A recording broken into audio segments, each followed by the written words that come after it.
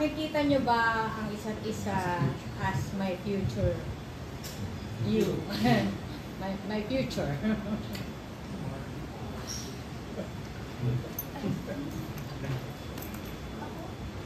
Ako talaga tumitingin si Francine. Ano yung laban natin? Parang ganun yung nabasa ko.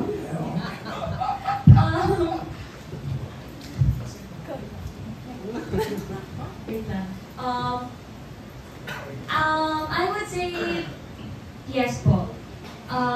Hindi man romantically kasi iba rin naman po yung na-build namin friendships. And I think mas nagtatagal kasi kapag magkaibigan. So, masasabi ko pong yes, nakikita ko si Seth sa future. Ako,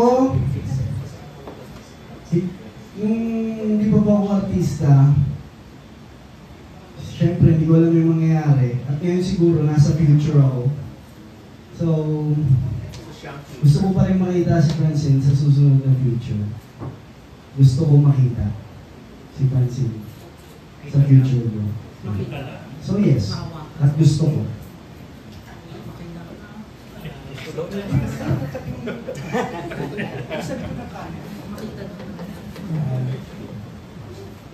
Okay na? Oo. Kinilig ka na ba, Ana? Mas naalala ko rin yung aking dating karelasyon niya. Wala naman ako sinabing artista. Ito na si Don Sertino. Yan. Follow ko lang yung tanong ni Ana sa Francine. So, paano nyo gusto makita ang sa future? Gusto kong makita si Seth sa future na maybe with me or without me na successful, masaya, and healthy, living his best life. Yun po. ikaw, Seth? Parehas po kay Francine.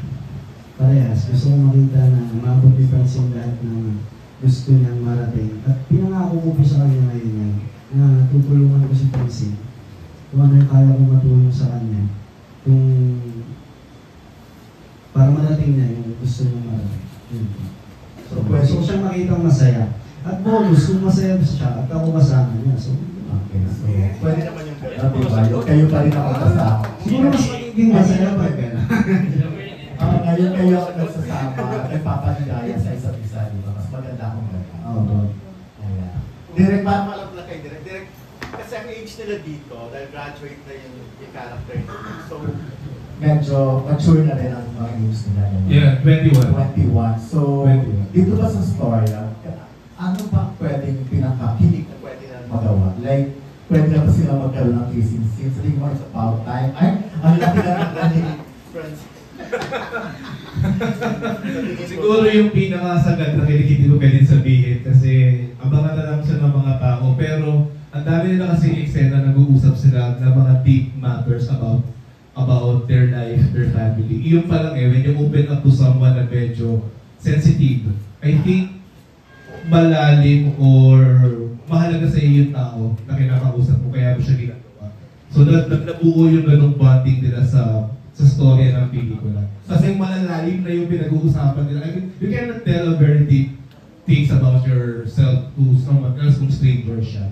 So nakakakilig yun na pinagkakatiwalaan nila about isa to tell their secrets about their life. So, kilig and sensitive scene din ba? Yung wala pang mga internet or whatever. Kasi bata pa si Francine eh. Hindi pa siya. Meron, maraming mga kilig moments na makikita yung mga fans. Siyempre, hindi mawawala kasi love team tong ating katabi. Kasama siya sa pelikula. Kasi romance drama naman siya. Yun nga, romance. So, Francine, hindi ka pa ready for your first big Film, Regal Films Ah. produce. hindi ka pa handa sa gano'n? Sa kissing scene, if ever lang. Hindi pa po. Hindi pa po. And I'm thankful kasi nire-respected po yun ng Oscar Party. So, malaking bagay po yun para sa akin. Sa follow-up na rin po, siguro alam din po ng management namin kung kailan yung tamang panahon. So, nagtitiwala po kami sa management na kung kailan yung tamang panahon na gagawin yung mga ganong bagay. Thank you very much.